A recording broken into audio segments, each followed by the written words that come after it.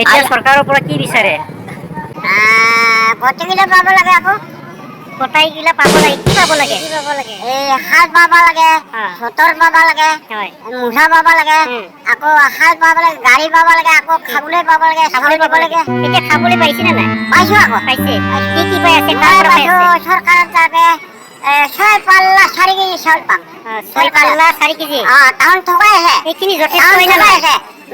প্ৰতি মাহতে টাউন 6 পাল্লা 4 কেজিকে নিদি জনে প্ৰতি 4 পাল্লাকে 1 পাল্লাকে চাউল দিয়ে আমাৰ 4জন মানুহ। দুৰ্নীতি কৰি আছে। এনে দুৰ্নীতিটো কৰা বুলি কৈ থাকে মানুহে। কাক কৰা বুলি ভাবে দুৰ্নীতিটো? দুৰ্নীতিটো আমাক চৰকাৰে দি আছে।